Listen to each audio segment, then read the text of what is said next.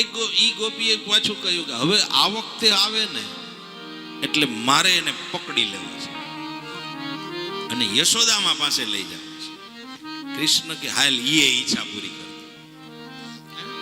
બીજે દિવસે ગયા, વાંદરાઓને ગોવાળિયાઓને ખવડાવ્યું, મટકા ફોડ્યા, ભાંડમ ભિનતી મરકાન ભોક્ષન વિભજતી, બધું થયું. પછી ગોપી આવી ધીમેકથી અને આમ પકડી લીધા કૃષ્ણનો હસ્ત. યશોદામાં માનતા નથી, ચાલ કે નહીં આ તને આજ રંગે હાથે પકડી લીધો છે ને આજ યશોદામાં પાસે લઈ જાઓ.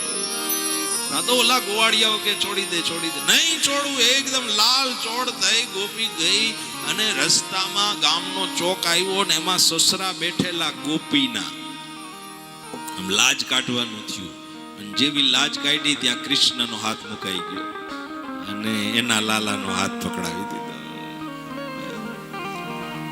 લઈને આવી છે, કહ્યું હે યશોદામાં, જુઓ તમારા કનૈયાને લાવી છું. તમે માનતા નહોતા ને, આજ રંગે હાથે પકડીને લાવી છું. યશોદામાં બહાર નીકળ્યા, જોયું ત્યાં શું છે? અરે આ કૃષ્ણ. યશોદામાં કે જોતો ખરા પેલા કોણ છે? આમ ગોપી જુએ, લે ટપુડા તું ક્યાંથી? ટપુડો ક્યાંથી આવ્યો? માં તે કઈ જોયું નહીં, મને ચીટિયા ભર લીધા, મારો ગાલ લાલ કર નાખ્યો. પછી તો કૃષ્ણ બહાર નીકળ્યા. બધી ગોપીઓને કે ઘર છે કે નહીં? ઘરે જાઓ. શું ગોપી પોટી પડે?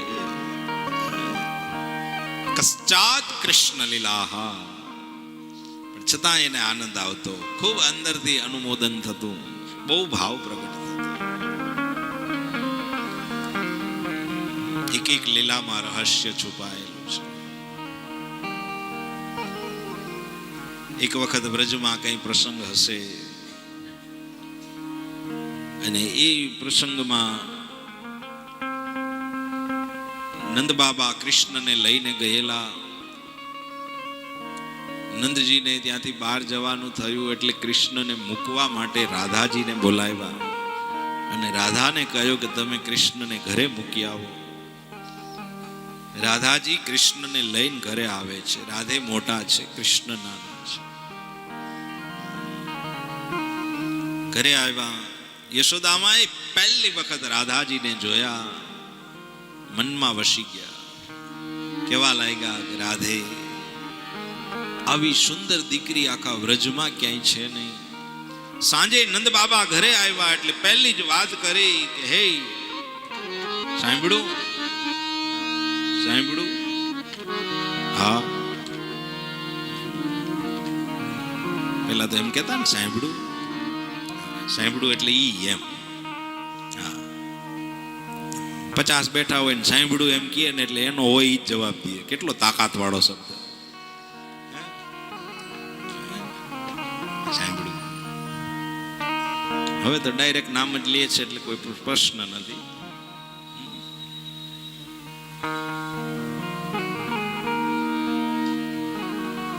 સવારે જે દીકરી કૃષ્ણને મૂકવા આવી હતી એને તમે ઓળખો છો? નંદ બાબા કે હા. કોણ? બરસાના મારી છે, વૃષભાનજીની લાડલી રાધિકા. એની દીકરી? હા હા. તો સોનામાં સુગંધ પડશે.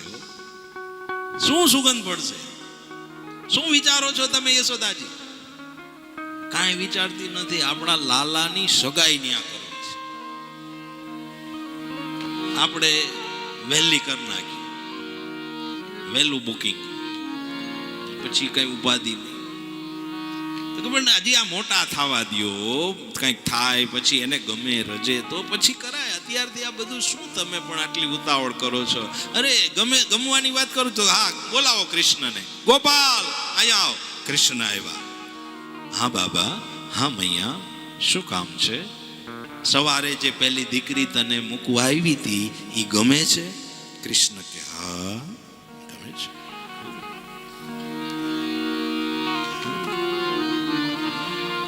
मैया मोरी मोह ऐसी ढोटलिया भारी, मैया मोरी मोह ऐसी टोटलिया राधिका लागे मने प्यारी प्यारी मैया मोरी मोहेशी टोटलिया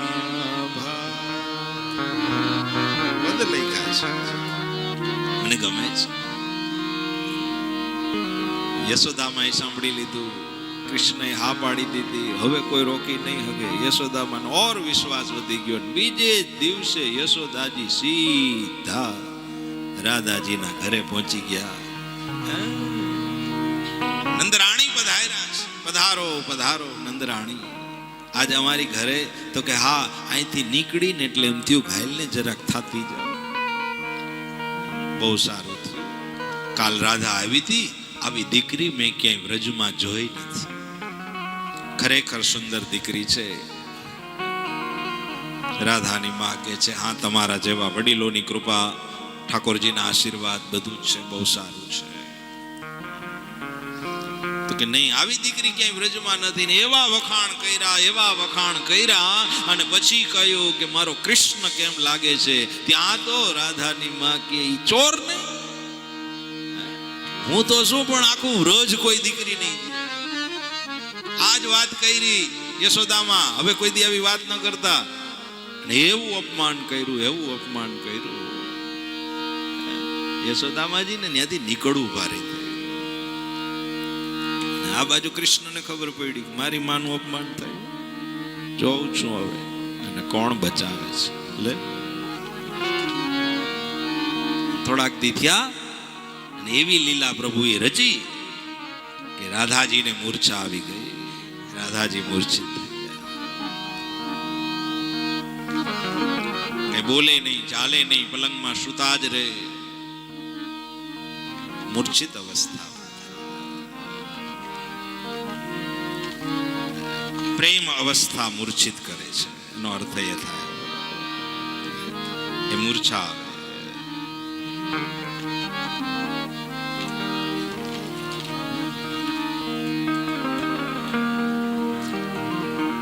ઘણા બધા વૈદ્યોને બોલાવ્યા, ડોક્ટરોને બોલાવ્યા, કંઈક ઉપાય કર્યો, પણ રાધાજી બેઠા ન થાય.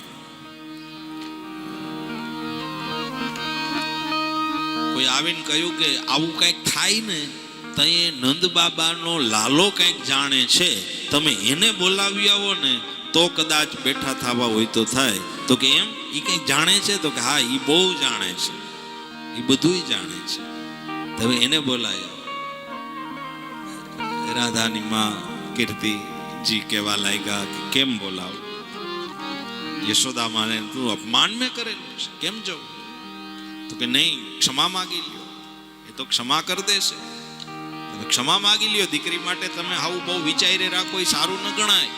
જલ્દી કરો, સમય જાય છે, ક્ષમા માગી આવો. એમ? તો કે હા આવશે. તો કે હા જાઓ.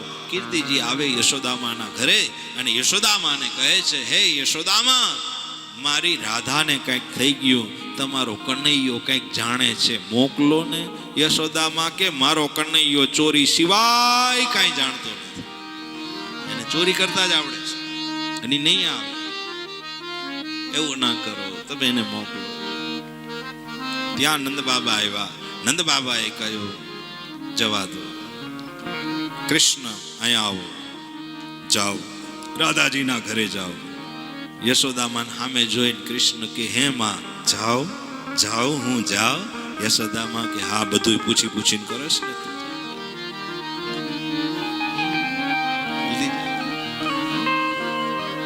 પછી કૃષ્ણ પધાર્યા છે.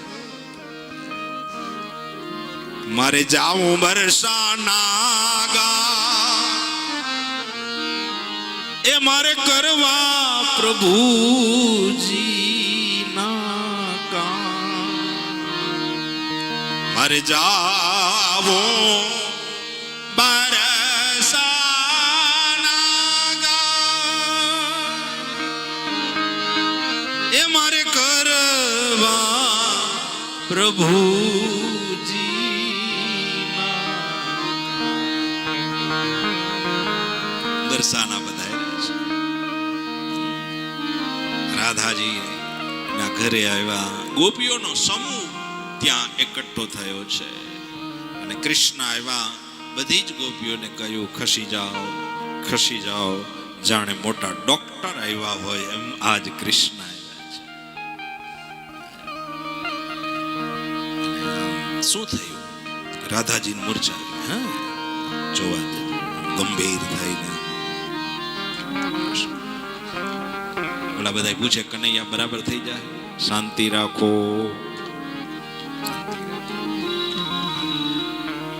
ધીમેથી ખલાસ છે, પૂરું થઈ ગયું. તો કે હા, હવે કઈ આમાં છે નહીં. અરે કનૈયા એવું નથી. તો કે ના ના, તમારે મને વેલો બોલાવો, બહુ મોડું કરી નાખ્યું. આટલી બધી વાર લગાડી દીધી તમે, બહુ કરી. વહેલું આવ્યા હોત ને તો થઈ જાય.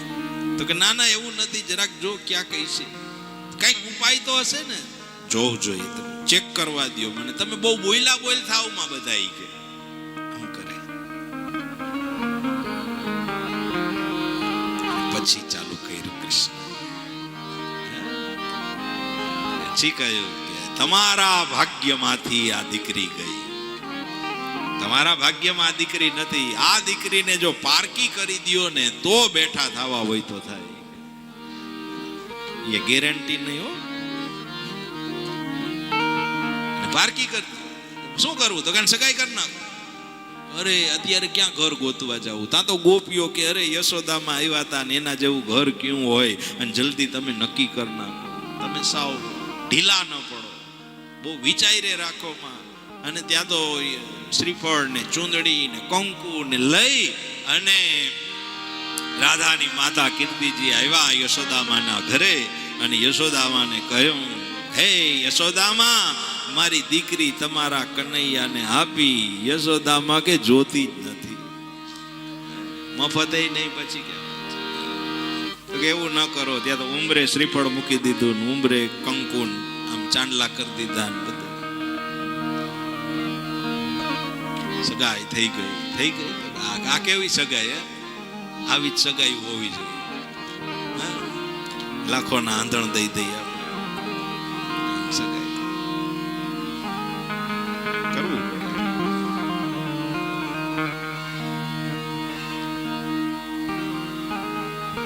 આવીને કહ્યું કીર્તિજીએ, સગાઈ થઈ ગઈ. તો કે હા.